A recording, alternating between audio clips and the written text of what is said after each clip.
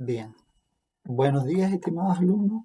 Retomamos nuestras clases vía nuestro sistema online y un poco siempre haciendo la reflexión de la situación que nos toca vivir y que ha provocado que ya no pueda hacer la clase desde la sala de la universidad, eh, porque obviamente la idea y la edad, digamos, la reglamentación dice que actualmente debemos tratar de no salir de nuestras casas, lo que, bueno, seguramente a ustedes los complica más que a mí, porque yo soy, digamos, más de casa, pero yo sé que la gente joven, de que sale mucho, les cuesta. Pero los invito a que sigamos estas instrucciones. Ustedes ya pueden haberse dado cuenta que, como en todo, ustedes son alumnos de Derecho y manejan mejor este concepto. Casi todas las ideas han suscitado algún grado de debate y en todo se suele manifestar que si efectivamente la sociedad no enfrenta unida este problema, este flagelo, es probable que no salga victoriosa, ¿no? O salga con muchos caídos. Entonces, al menos la regla de mantenernos en casa, de evitar lo posible los contactos, es al menos una cuestión básica, ¿cierto? Por una cuestión que cualquier sujeto sabe que contraer este virus es muy fácil, se interactúa con otro. Bien, así que la recomendación hay que seguirla, hay que cuidarse. Bueno, eso es lo que es la coyuntura que estamos viviendo. Lo segundo es el trabajo de clase. Recuerden que ustedes mismos me han pedido un cambio de horario y ese cambio de horario los obliga a levantarse temprano, que ahora no es tanto porque ustedes pueden incluso estar en su cama en este instante, a lo mejor con su desayuno, su leche, y pueden oír la clase. Acostúmbrense a cumplirlo responsablemente. Eh, Estos sistemas que ustedes mismos conocen y a veces propician son bastante inteligentes. Yo me puedo dar, digamos, cuenta muy rápidamente cuáles son los alumnos que de alguna manera están participando, el grado de atención que tiene el video, cuándo lo cortan, si lo ven entero. Eh, bueno, son sistemas, ustedes ya a lo mejor lo manejan, eh, porque evitan al máximo que los que interactúan en estas plataformas estén en ignorancia del otro, ¿ya? Así que participemos, realicemos los trabajos, realicemos las tareas, cumplamos con el horario. El horario va a ser igual siempre, el video, y luego un taller para que ustedes lo hagan y lo entreguen al final de lo que sería la hora, que entiendo, según ha quedado de acuerdo al horario propuesto por ustedes, el lunes, martes y jueves, eh, en la primera hora, o sea, de 8 a 9:20, si mal no recuerdo. Bien, así que a respetar lo que, digamos, se ha propuesto, yo lo acepto, no tengo problema y creo que ahora es un poco más abordable porque no tienen que viajar hasta la escuela. Bien, pero dicho estos puntos, retomemos entonces en los que habíamos quedado en la clase anterior. Esta clase, la de hoy, que corresponde a este día lunes 23 y que retoma el punto de los principios de la contratación. Ya hicimos un esfuerzo en la clase anterior de ir mostrando que en verdad la contratación tal fue concebida en términos de lo que fueron los romanos, que fue una contratación formal, o más tarde cuando efectivamente la posibilidad de que los individuos desarrollaran intereses patrimoniales estuvo muy disminuida. Casi todo era un acto de generosidad durante la Edad Media, por ejemplo. de los reyes o del señor feudal, que eran cosas en las que la posibilidad de negociar un contrato era muy baja. Existía de todas maneras, pero eh, el verdadero contrato se empieza a gestar, diríamos, ya con el desarrollo de los principios que generan la voluntad o la autonomía de la voluntad, que es el primer principio del que vamos a hablar hoy día. ¿Ya? Este primer principio tiene en nuestra doctrina nacional tradicional, hablemos de Alessandri, Somarriba, Bodanovich, el profesor Mesa Barros, ¿no? Una tradición. Y es estimar que este principio de la autonomía de la voluntad, que consiste en la libertad que tiene el individuo para desarrollar o celebrar todos aquellos contratos que satisfagan sus intereses eh, y con la consecuente libertad de poder incluso negociar las cláusulas del mismo, es hoy día, diríamos nosotros, una corriente tradicional, pero también dentro de la doctrina y la jurisprudencia, una corriente mayoritaria. ¿Por qué decimos esto? Porque la autonomía de la voluntad ha sido estudiada por algunos profesores, entre ellos el profesor Carlos Pizarro Wilson, y al estudiarla ha descubierto que el fundamento de la obligatoriedad del contrato, que es una consecuente principio de la autonomía de la voluntad, no parece ser fundada directamente en esta autonomía y la autonomía tampoco parece ser un fundamento inicial del contrato. ¿Mm? Con esto se quiere decir que si no fue fundamento inicial para el Código Civil francés de 1804 y no sería fundamento por lo mismo de nuestro Código Civil, es porque indagando en la historia de los inspiradores del Código Civil francés, como Daumat y Potier, este concepto no estaba. Y por lo mismo, pues, pensemos un poquito históricamente, la autonomía de la voluntad no era un principio tan desarrollado hacia fines del siglo XVIII, porque veníamos recién del absolutismo francés. Por lo tanto, la participación del individuo como generador de voluntad obligatoria y como fuerza vinculante no era un tema tan desarrollado. Al contrario, se creía que el individualismo no debía tener tanta participación en el contrato. El contrato era una institución la cual se generaba a partir de una relación de buena fe, de respeto y de diríamos como de igualdad entre los sujetos en cuanto a que ambos participaban de la institución en términos de equidad, de buena fe, de lealtad, que podrían ser principios que hoy día sí son muy valiosos y a lo mejor sí dieron origen a la obligatoriedad y a esta autonomía del contrato. Pero bueno, eso es un poquito de historia, es para que ustedes lo manejen. Si nos centramos en la doctrina tradicional y en la jurisprudencia mayoritaria, la autonomía de la voluntad es precisamente lo que acabamos de decir. Esta libertad de los individuos para celebrar todo tipo de contratos que sean pertinentes a la satisfacción de sus intereses. Bien, ahora, ¿dónde estaría plasmado esta autonomía? Bueno, que lleva o consecuencialmente traduce la obligatoriedad del contrato en el 1545.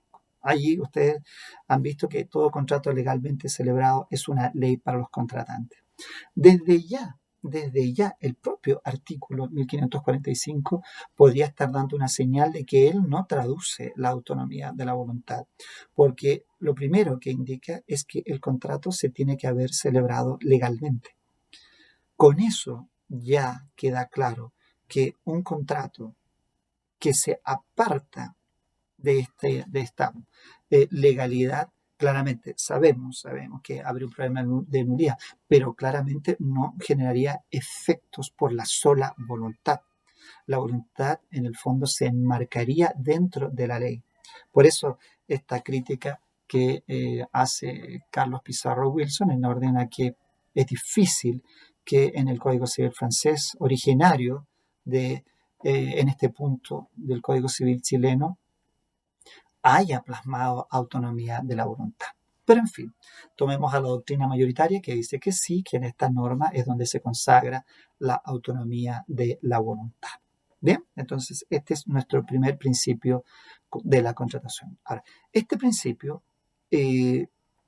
ha dado origen o eh, de él derivan consecuencialmente dos principios. Uno que es la libertad contractual y el otro que es el consensualismo, que también obviamente no es que se hayan desarrollado recientemente, sino que son tan antiguos como la discusión acerca de la autonomía de la voluntad. ¿Mm? ¿En qué consiste el primero? Hablemos de la libertad contractual. ¿Qué es la libertad contractual? Eso nos puede servir para que al final de este video entonces desarrollemos estas preguntas, las esbocemos y nos va a servir a lo mejor como tarea para entregar al final de nuestra clase de hoy. Cuando hablamos de libertad contractual, estamos hablando de una base esencial, el dejar hacer del individuo, esa disponibilidad de la persona para ejecutar actos sin restricciones. Bueno, esta libertad contractual es eso. Las partes tienen la facultad para celebrar todo tipo de contratos y a la vez tienen la facultad para no ser obligadas a celebrar contratos. Parece muy simple, ¿cierto? Esta libertad contractual. Sin embargo, esto es muy inicial y ustedes lo pueden observar hasta el día de hoy cuando la contratación efectivamente ha experimentado cambios tremendamente poderosos debido al desequilibrio en el que se encuentran las partes. La desigualdad que generalmente enfrentan los sujetos hace al menos que se tenga que observar la idea de si las partes son tan libres para celebrar un contrato. Nosotros lo hemos discutido a lo largo de sus civiles anteriores, que en definitiva muchos de los contratos que se celebran, la voluntad de una de las partes, en algunos casos todo está circunscrita a decir acepto o no acepto. Algo a lo mejor que podríamos verlo en el contrato de matrimonio, donde solo se requiere de un sí y un no, ¿cierto? Pero cuando nosotros vamos al supermercado no se nos permite discutir las condiciones de la compraventa.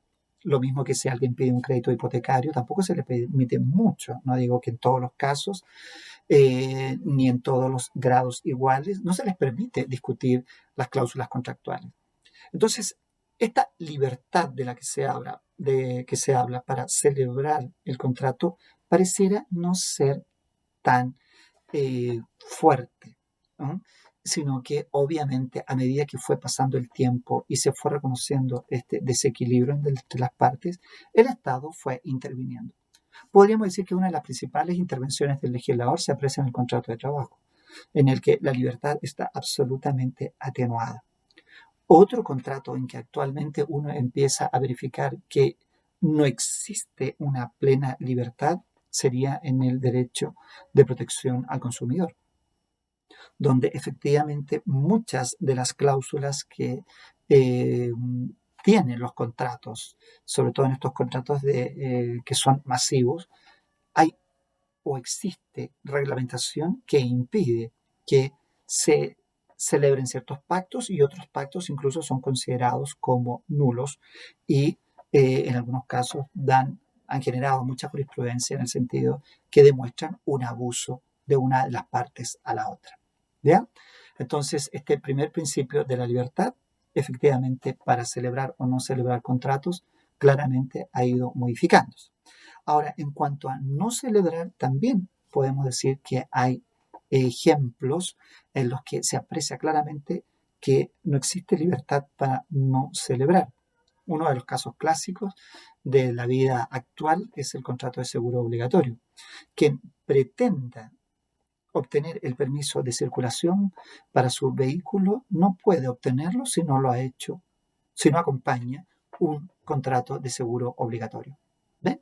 Ahí claramente se nota el interés del legislador, que no es por forzar al individuo, sino por proteger a los terceros del eventual riesgo que genera la conducción en vehículos motorizados.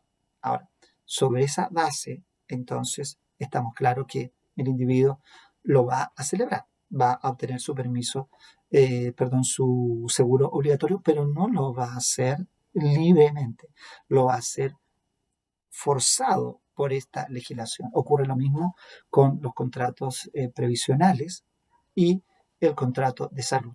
Si usted tiene contrato de trabajo, obligatoriamente le van a descontar un porcentaje para la AFP, un porcentaje para salud, ¿cierto? Bueno, entonces allí se puede demostrar que tanto la libertad para celebrar contratos como la libertad para no celebrarlos se han ido atenuando, no caprichosamente, sino que se han ido atenuando teniendo presente el interés de los terceros y el interés también de ciertos derechos o garantías que parecen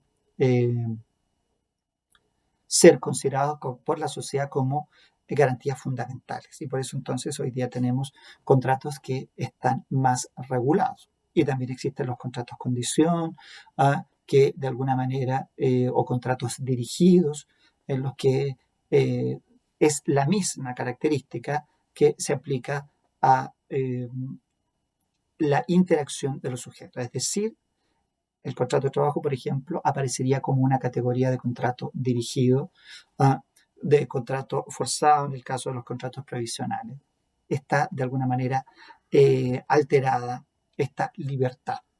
Ahora, esta libertad es una libertad contractual que algunos le llaman la libertad para celebrar contratos, pero también hay una libertad que es un poquito más específica, que es la posibilidad de que, dada la libertad para celebrar contratos, también existe libertad para pactar o no en ella las diversas cláusulas.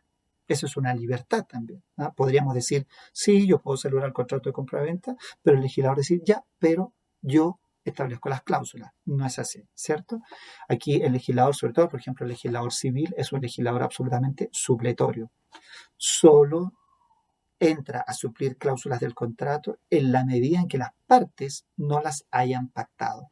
Y por eso es tan importante la lectura que hay que dar a los artículos 1560 y siguientes que hablan de la interpretación, porque en esos casos claramente se ve cómo se va adecuando a lo que las partes quieren.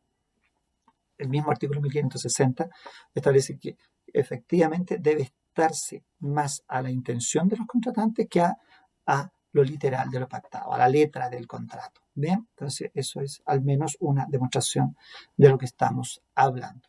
Ahora, estos pactos, obviamente también existen algunas cláusulas que son restrictivas, las básicas, que dicen razón con la licitud. No todo objeto ni toda causa puede ser pactado. Eso lo aprendieron ya en actos jurídicos, que efectivamente hay limitantes al momento de pactar dentro del contrato, de manera que la libertad de establecer cláusulas y de pactarlas siempre tiene un límite general, que es la licitud del objeto y de la causa, ¿cierto? Bueno, y otras cláusulas que se han ido introduciendo con el tiempo, donde efectivamente el legislador ha ido demostrando, sobre todo en protección al consumidor, en contratos previsionales, en contratos de trabajo, donde el legislador ha ido obligando a las partes a introducir ciertos conceptos. Por el otro lado, tenemos esta otra consecuencia o subprincipio que es el consensualismo. El consensualismo, que nace también paralelo a este inicio de la autonomía de la voluntad y a esta fuerza motora que la voluntad es generadora de efectos, hace innecesario otras formas. En eso consiste el consensualismo, ¿no? En que la voluntad puede crear obligaciones, puede crear derechos y obligaciones sin sujetarse a una forma predeterminada, bastando para ello la sola voluntad de las partes. Por lo tanto, cuando hablamos de consensualismo nos oponemos de inmediato a el formalismo, los actos formales y no formales que ustedes estudiaron allá en acto jurídico. Las formalidades, haciendo un recuerdo, ¿eh? pueden estar destinadas a precisamente dar validez al acto, ya hablamos de solemnidad, pueden estar destinadas a habilitar o completar la voluntad del sujeto, y hablamos de formalidades habilitantes, pueden estar destinadas a dar publicidad al acto, y entonces, como su nombre lo indica, hablamos de formalidades por vía de publicidad, o pueden finalmente estar constituyendo una prueba. Y en ese caso se habla de la formalidad por vía de prueba. Pues todas estas formas, en particular la primera, cuando efectivamente la forma es para dar validez al acto, y hablamos de efectivamente de solemnidad o de formalidad habilitante en el caso de las segundas, aquí eso se opone claramente a el consensualismo. En el consensualismo, la sola voluntad del individuo genera el acto. Y ya lo hablamos en la primera clase, que esto es consecuencia de que en aquella tesis que dice que los actos efectivamente son esencialmente voluntad, y por lo tanto quien restringe esa voluntad es el propio sujeto. Ahí es donde nace la fuerza vinculante. ¿No? Pero bueno, dicho esto, entonces el consensualismo va a marcar una tendencia hasta el instante en que los terceros se comienzan a ver perjudicados. Por esa razón, entonces, irrumpe el formalismo nuevamente, un formalismo ya un poco en la tendencia como fue de la doctrina alemana, que justifica la existencia de las formas como una protección a los terceros. ¿Qué pueden saber los terceros de la celebración de un acto y de la intención que tenían las partes al celebrarlo? Por eso, aquí vamos a entrar después cuando analicemos estas normas de interpretación, que desde ya hay que irlas estudiando. ¿Cuál es la intención? Tenemos dos. La intención que efectivamente refleja lo que realmente han querido los contratantes, se habla de la voluntad real de los contratantes, o este acto exterioriza o refleja simplemente lo que las partes han expresado. Y entonces se habla de voluntad declarada. Los terceros en este caso, tienen mayor probabilidad y mayor seguridad de no equivocar frente a la voluntad declarada. Lo declarado está exteriorizado, es objetivo. Lo no declarado, la intención, es subjetivo, permanece en el fuero de los contratantes. Sin embargo, ellos la han expresado, pero solo entre ellos. Bien, entonces, si tenemos estas dos eh, corrientes, de la voluntad real y la voluntad declarada, obviamente que el consensualismo choca con la voluntad real. ¿Por qué? Porque aquí esta voluntad real, que en el fondo lo que hace es demostrar que lo querido no es posible o no es ostensible, hace que esta voluntad real, que es real, no vamos a discutir que no lo sea difícil de ser percibida por los terceros, ¿ah? Ser vista por los terceros. Entonces, por eso el consensualismo empieza a decaer y empieza a tomar mayor forma esta corriente que busca que el acto se exteriorice a través de un signo. Ese signo es la formalidad y es lo que nosotros conocemos como la solemnidad. Cuando hay una compraventa, si se celebra por escritura pública, hay constancia. Si se celebra por escrito, hay un documento. Si se celebran actos ante autoridades, hay presencia funcionaria, hay presencia de testigos, es decir, elementos ostensibles que hacen que los terceros puedan fácilmente verificar que aquello se ha realizado, que es un acto que en verdad existe.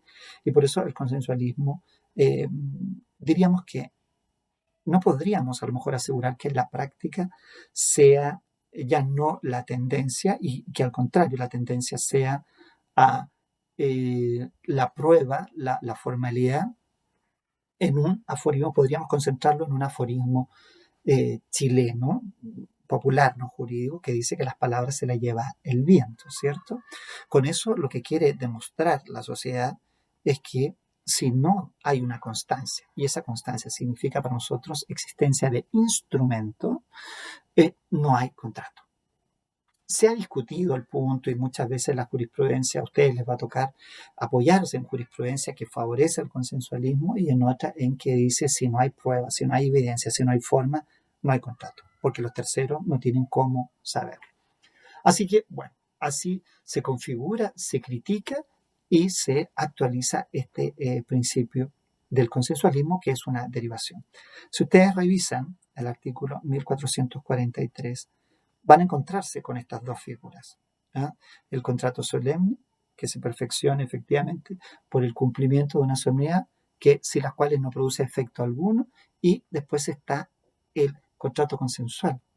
Se perfecciona por el solo consentimiento. Aquí la expresión solo es la relevante. Todos los contratos tienen consentimiento, es un elemento, es un requisito de validez, pero aquí dice el solo consentimiento, lo que quiere decir que la sola voluntad basta para obligarse. Bueno, teniendo presentes entonces este punto, vamos a dejar esbozado cuál es entonces la tarea de hoy día. A lo largo de estos minutos hemos departido acerca de un gran principio y dos consecuencias del mismo. Entonces, les voy a dejar una tarea ahí en su documento para que la resuelvan y que van a tener que buscar la respuesta en lo que hemos conversado aquí y también en lo que ustedes puedan ir revisando como material. Bien, bueno, nos vemos entonces en la clase de mañana. Recuerden conectarse a la misma hora porque de acuerdo a nuestro horario vamos a las 8 de la mañana. Bien, nos vemos entonces. Que estén muy bien.